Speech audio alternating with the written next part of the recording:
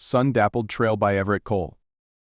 The midday sun bathed the rugged terrain of Colorado Territory in brilliant light as Katherine Moore dismounted her mare at the edge of Blue Creek.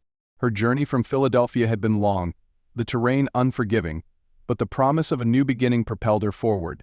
The small mining town of Silverstone lay just beyond the next ridge, her destination, and hopefully her salvation. Katherine smoothed down her travel-worn skirt, once a fashionable garment in Philadelphia society. Now, like her former life, it was merely a remnant of what once was. She had left behind the comforts of Eastern civilization, fleeing not just the memories of her late husband's gambling debts, but also the suffocating pity of her social circle. "Just a little farther, Penny," she murmured to her mare, who drank eagerly from the creek. "We're almost there." The distinct crack of a rifle shot shattered the tranquil scene. Katherine's mare reared, nearly throwing her back into the water. Heart racing, Katherine grabbed the reins and struggled to control the frightened animal. "Easy there, ma'am," a deep voice called from the tree line. "Didn't mean to startle you." A tall figure emerged from the shadows, rifle in hand, but pointed safely toward the ground. His weathered face was partially obscured by several days' growth of beard, his attire dusty from the trail. Despite his rough appearance, there was a gentleness in how he approached, careful not to further alarm Katherine or her horse. "What are you shooting at, sir?" Katherine demanded, her voice steadier than she felt. "Wasn't aiming for anything, just warning shots." He gestured toward the ridge behind her. "There's been trouble with road agents in these parts. Saw your approach and couldn't tell if you were alone or being followed." Katherine studied him warily. "And you are?" "Jackson Reed, miss. I run the Silver Star Ranch about 3 miles east of Silverstone." He touched the brim of his hat. "And you look like you're a long way from home." "Katherine Moore," she replied, still keeping a careful distance. "I'm traveling to Silverstone to stay with my cousin Emma. She runs the boarding house there." Recognition flickered across Jackson's face. "Emma Davis? She's your kin?" "Yes. Do you know her?" "Everyone knows Emma. Fine woman, keeps the cleanest establishment in 3 counties. He smiled, and the transformation of his face was remarkable. The hard lines softened, revealing a handsome man perhaps in his mid-30s. "You'd be wise to keep your guard up in these parts, Miss Moore. Not everyone you meet has honorable intentions." "I'm beginning to realize that," Katherine replied, though she felt her initial alarm fading. There was something reassuring about his direct gaze. "Is Silverstone much farther?" "About an hour's ride." Jackson glanced at the sky. "But there's a storm brewing. Those clouds don't bode well." He hesitated before adding, "My ranch is closer. You could wait out the weather there, then I'd escort you to town tomorrow." Katherine bristled at the suggestion. "Mr. Reed, I hardly know you." "Fair point." He nodded, not seeming offended. "But consider that if the storm hits while you're on the trail, you'll have a hard time finding your way. These mountain storms can turn deadly quick." As if to emphasize his point, distant thunder rumbled across the valley. Katherine glanced at the darkening western sky, weighing her options. Her pride urged her forward, but practicality suggested otherwise. "My housekeeper, Mrs. Abernathy, will be there," Jackson added, seemingly reading her concerns. "And my ranch hands. You'll be quite safe, I assure you." Another crack of thunder, closer now, made the decision for her. "Lead the way, Mr. Reed." The Silver Star Ranch was more impressive than Katherine had expected. A sprawling main house, built of sturdy logs and stone, stood as the centerpiece, surrounded by well-maintained outbuildings. A covered porch wrapped around the front, offering views of the valley below and the mountains beyond. Mrs. Abernathy was everything Jackson had promised. A matronly woman with sharp eyes that missed nothing and a no-nonsense manner that immediately set Katherine at ease. She was shown to a comfortable guest room while Jackson saw to her horse. "Been with Mr. Reed long?" Katherine asked as Mrs. Abernathy helped her unpack the essentials from her saddlebags. 10 years now," the older woman replied. "Came with him from Texas after his wife passed. He needed someone to look after things, especially with the little one." "He has a child." Katherine couldn't hide her surprise. "Lily. She's 8 now. Sweet as can be, though she's got her father's stubborn streak." Mrs. Abernathy smiled fondly. "She's visiting with friends in town this week. A blessing, considering this weather." The storm arrived in full force as they spoke, rain lashing against the windows and wind howling around the eaves. Katherine found herself grateful for Jackson's insistence. She would have been drenched and lost had she continued her journey. Dinner was a simple but hearty affair: roast beef, potatoes, and fresh-baked bread that reminded Katherine how long it had been since she'd eaten a proper meal. Jackson joined her, freshly shaved and wearing clean clothes, looking more the prosperous rancher than the trail-worn man she'd met earlier. "How does a Philadelphia lady end up traveling alone to Silverstone?" he asked as Mrs. Abernathy cleared their plates. Katherine hesitated, unused to such direct questioning. In Philadelphia, conversations were layered with subtext and social niceties. Here in the West, it seemed people spoke their minds. "My husband died 6 months ago," she said finally.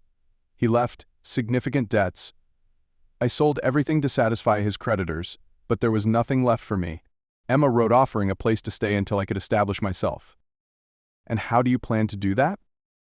"I'm a talented seamstress. Emma mentioned that Silverstone has no dedicated dressmaker. I brought my supplies, hoping to build a clientele." Jackson nodded thoughtfully. "Town's growing. The silver mine's bringing in more families. Women there would appreciate fine dressmaking." "And what of you, Mr. Reed? How does a Texas rancher end up in Colorado territory?" A shadow crossed his face. "Similar story, different circumstances. My wife Rebecca died in childbirth with our second. The first had already been lost to fever. Only Lily survived." He paused, his gaze distant. "Texas held too many memories. I sold everything, bought land here sight unseen, and started over." "I'm sorry for your loss," Katherine said softly. "It was 7 years ago."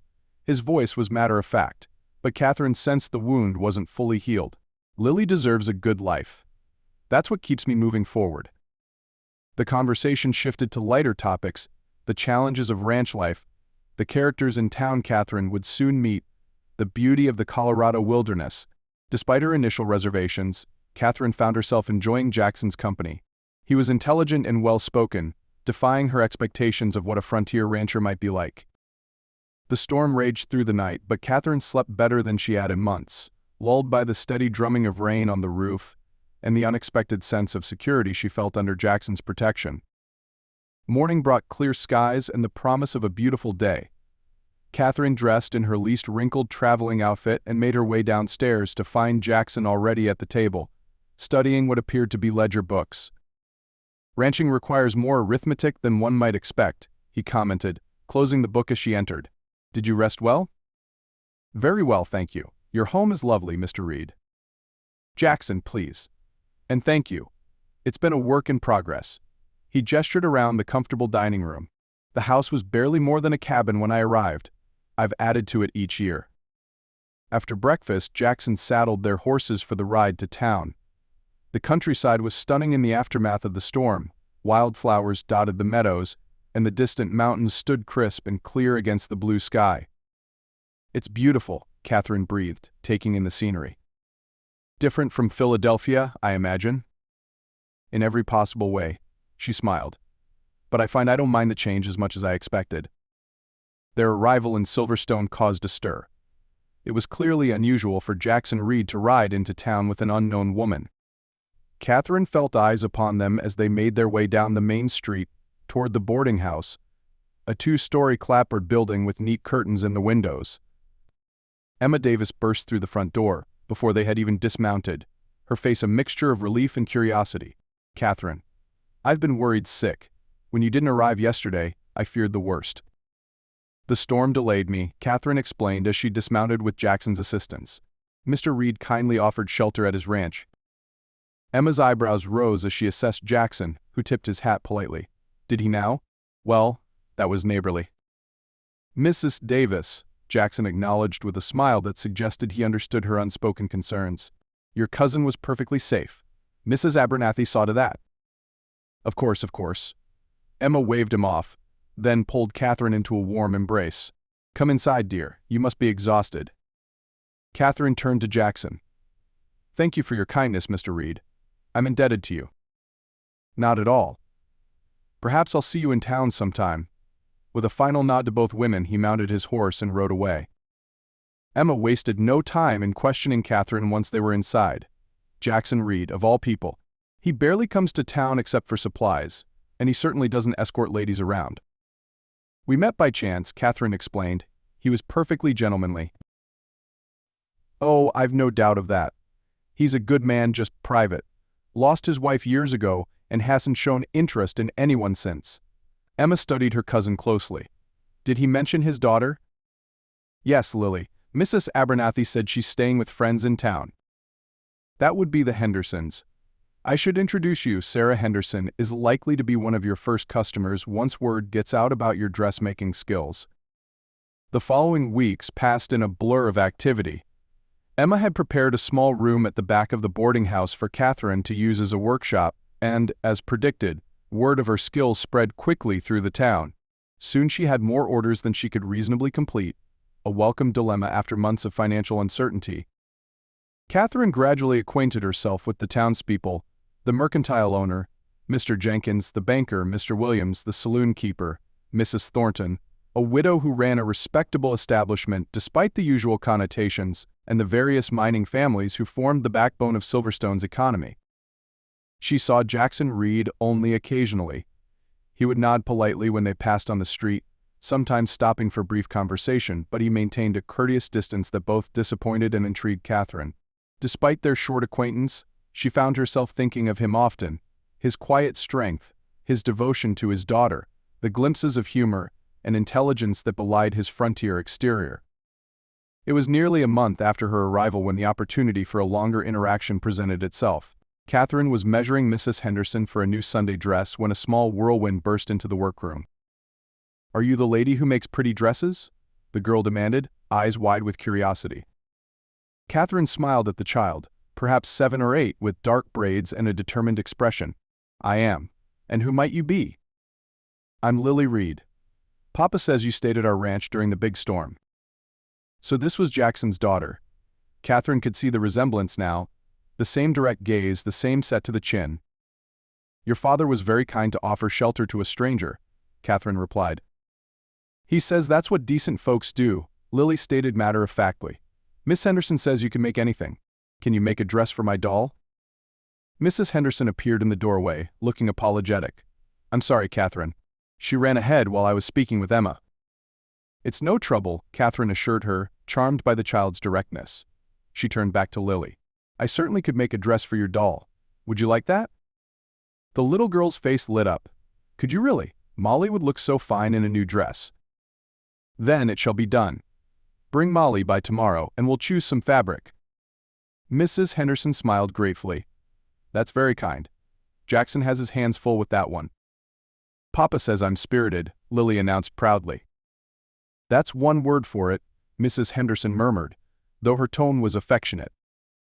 The following day, Lily arrived with her doll, a well-loved cloth creation with button eyes and yarn hair. Katherine had set aside scraps of fine fabrics, allowing Lily to select her favorites. The girls' delight was palpable as they designed an elaborate wardrobe for Molly. "My real mama had pretty dresses," Lily said as Katherine pinned a miniature bodice. "Papa keeps a picture of her. She was beautiful." "I'm sure she was," Katherine replied gently. "Papa doesn't smile much when he looks at the picture," Lily continued, her young face serious. "But he says it's important I know what she looked like."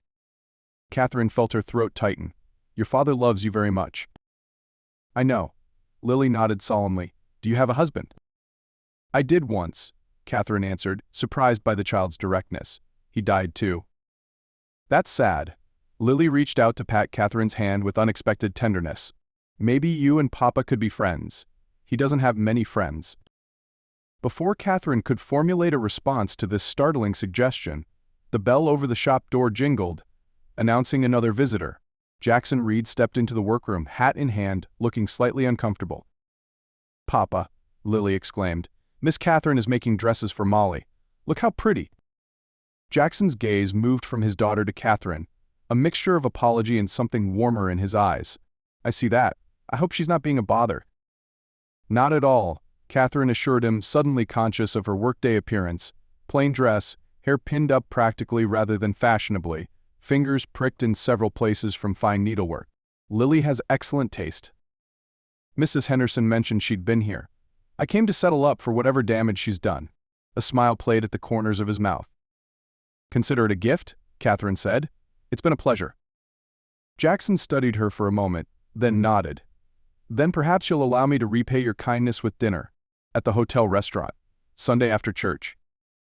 The invitation caught Katherine off guard. She was aware of Lily watching the exchange with undisguised interest and Emma hovering in the doorway with similar curiosity. "I'd be delighted," she heard herself say. "Good." Jackson seemed relieved. "We'll call for you at 1 o'clock. He turned to his daughter. "Say thank you to Miss Katherine, Lily." "Thank you." The girl threw her arms around Katherine's waist. "Can I come back tomorrow to see the finished dresses?" "Of course." After they left, Emma entered the workroom, eyes dancing with suppressed excitement. "Well, well, Jackson Reed asking you to dinner. That's a first."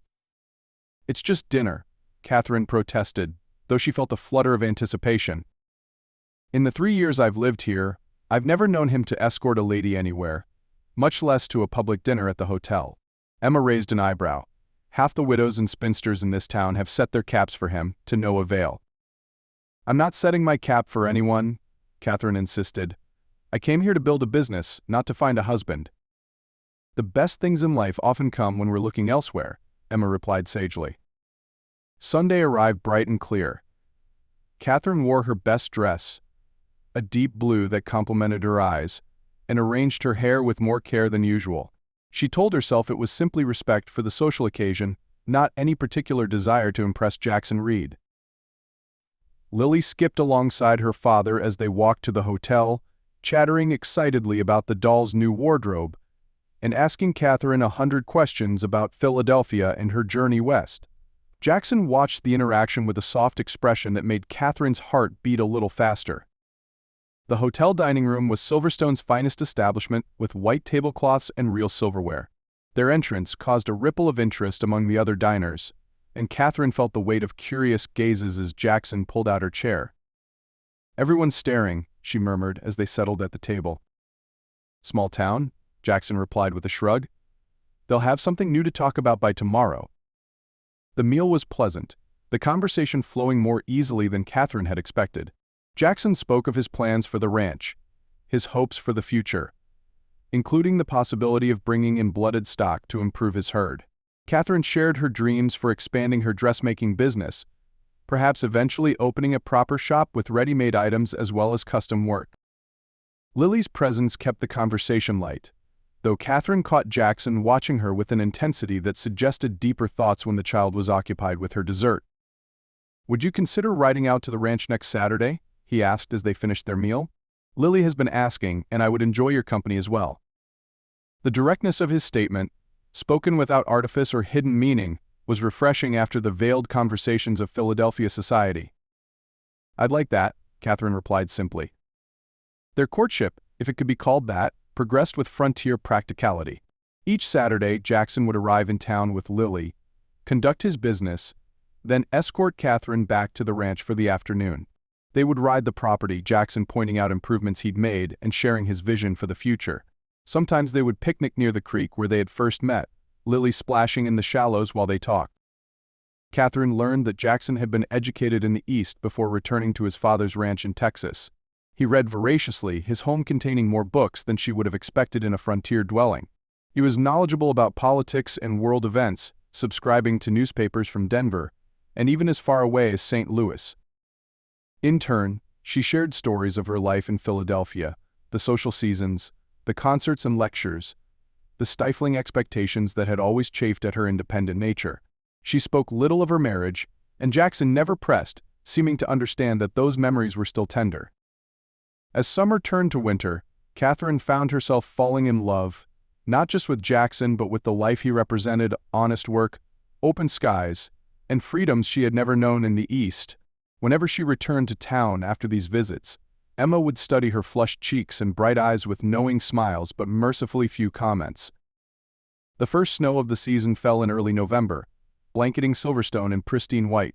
Katherine stood at the window of her workshop, watching the flakes drift past, when she heard the now familiar sound of Jackson's horse outside.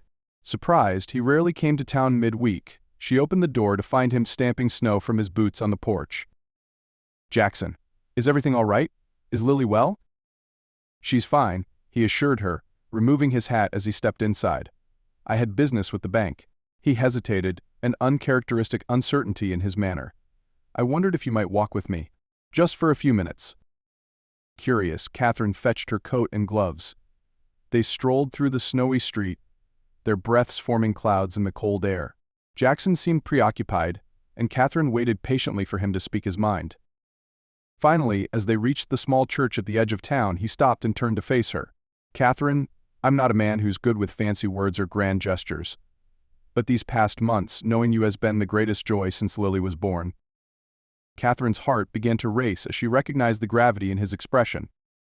"I know you came west to build a new life for yourself, not to tie yourself to a widower with a young child, but I find I can't imagine my future without you in it." He took her gloved hand in his. "I love you, Katherine. I think perhaps I have since that first day at the creek. If you could see your way clear to becoming my wife, to helping me raise Lily and build something lasting here, I would consider myself the most fortunate of men." Snow continued to fall around them, the world quiet except for the pounding of Katherine's heart. In that moment she saw with perfect clarity the life that awaited her, not the one she had planned, but one infinitely more precious. "Yes," she whispered, then louder, "Yes, Jackson, I would be honored to be your wife." His smile, rare and transformative, warmed her more than any fire could have. He drew her close, his kiss a promise of all that was to come. 3 weeks later they stood in the same church, exchanging vows before the townspeople of Silverstone. Lily stood proudly beside them, holding Katherine's bouquet of winter evergreens tied with blue ribbon. Emma dabbed at her eyes in the front pew, her matchmaking instincts vindicated. As they stepped out into the December sunshine as husband and wife, Katherine gazed up at the mountains that had once seemed so foreign and forbidding. Now they represented home in a way Philadelphia never had. "Ready?" Jackson asked, helping her into the waiting wagon that would take them to their ranch, their home. "Ready," she confirmed, squeezing his hand. As they drove away from town, Lily nestled between them. Katherine realized that sometimes life's greatest adventures began with a chance meeting on a sun-dappled trail.